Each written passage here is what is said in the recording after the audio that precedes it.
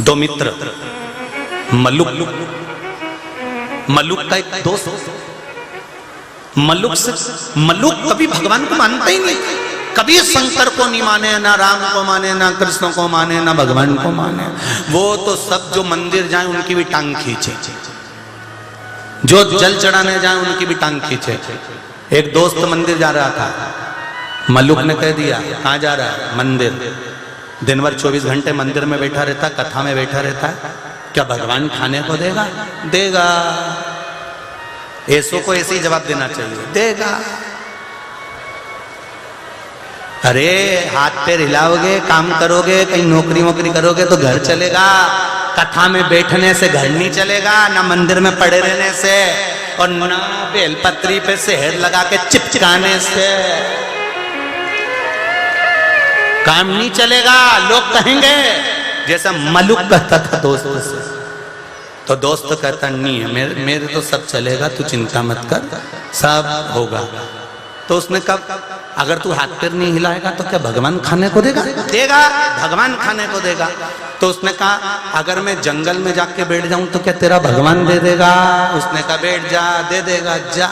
हाथ पैर नहीं हिलाऊंगा, मत हिला, जा। वो मल्लुक इतना चतुर था, दोस्त से कहा अगर भगवान ने मुझे खाने को नहीं दिया तो दोस्त तो बोला मैं मंदिर जाना बंद कर दूंगा, बस जब। और वो मल्लुक गया, जंगल में पहुंच गया। उसने सोचा जंगल में नीचे रहूंगा और कोई खाना दे गया तो पीपल के पेड़ पे चढ़ गया, परीक्षा लेने के लिए पीपल के पेड़ पे चढ़ा। पीपल के पेड़ पे चढ़ा तो एक व्यक्ति गाय चराने के लिए आया था। गाय चराने वाला साथ में आया तो 2-4 रोटी, कांदा, अचार सब लाया, बंधा हुआ था कपड़े में। उसने सोचा गाय यहीं पे तो चराना और यहीं गाय चराना है, तो एक काम करता हूँ, ये रोटी ऊपर रख देता हूँ, कोई नीचे खा जाएगा। तो इसने रोटी का कपड़ा बंधाया पेड़ पे टांग दिया। मल्लुक ने सोचा वाह रे गजब कर दिया, भोलेनाथ को ऊपर ही रोटी दे दी, गजब, ऊपर रोटी।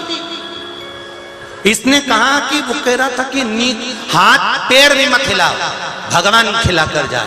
इन्हें ना हाथ हिलाया ना पांव हिलाया। इसने सोचा मन तो बैठे तो मत खा, देखें इसका भगवान कैसे खिला। इतनी देर में 4-6 डाकू आ गए। डाकू आए, पेड़ के नीचे रुके, आराम करा, सोए। जैसे ही लेटे इतने में से एक बोला सरदार सरदार, भगवान ने बड़ी कृपा करी, देखो तो सही, जरा देखो रोटी टंगी है। सरदार ने कहा उतारो, बहुत भूख लग रही है। इनने रोटी उतारी, खोली, खाने वाले थे। इतने में दूसरा डाकू बोला एक भी रोटी मत खाना, ऊपर पुलिस वाला बैठा है,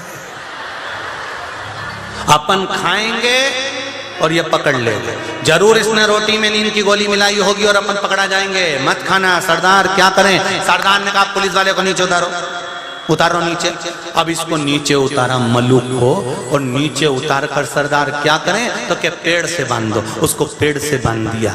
सरदार ने कहा हमको बेवकूफ समझता है, नींद की गोली मिली हुई रोटी हमें खिलाकर पकड़ना चाहता था, रुक जा। सरदार क्या करें? सरदार ने कहा इसकी रोटी इसी को खिलाओ। मल्लुक के मैं नहीं खाऊंगा, सरदार ये रोटी नहीं खाए। सरदार ने कहा मार मार के खिलाओ। दो इधर से दिया ने मुंडा में रोटी ठूसी, फिर इधर से दिया ने मुंडा में रोटी ठूसी, फिर दिया ने मुंडा में रोटी ठूसी, मार मार के खिलाया। आखिरी में रस्सी खोल दी, ये घर गया। जाते समय बीच रास्ते में मित्र मिला। मित्र ने पूछा क्यों रे? मेरा भोलेनाथ मिला था। मल्लुक बोले तेरा भोलेनाथ नहीं खाओ तो मारता था, नहीं खाओ तो मारता। मल्लुक नहीं रहे, मल्लुक दास बन गए। और उन्होंने एक लाइन लिख दी, अजगर करे ना चाकरी, पंछी करे ना काज, दास मल्लुका कह गए सबके दाता राम। उसने लिख दिया कुछ करो ना करो, पेट भरने की जवाबदारी उस देवाधिदेव महादेव की है।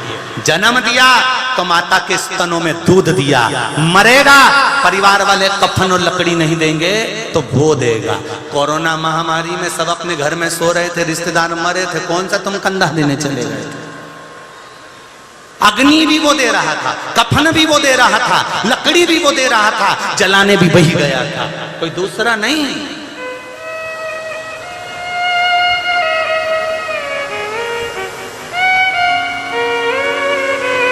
जो हॉस्पिटलों में सर्विस कर रहे थे,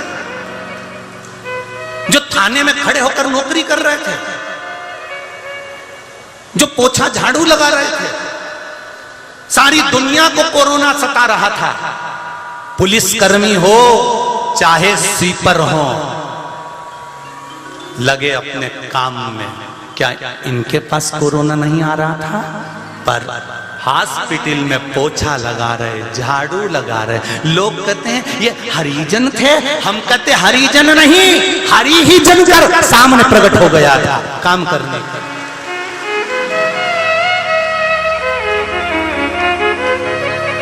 हरि ही सामने, परमात्मा स्वयं सम्मुख में।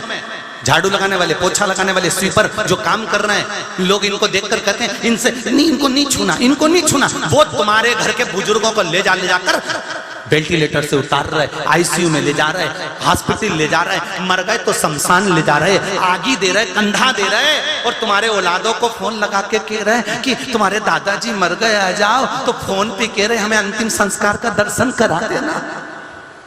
कौन कर रहा? करने वाला कोई दूसरा नहीं, मेरा देव अधिदेव महादेव था।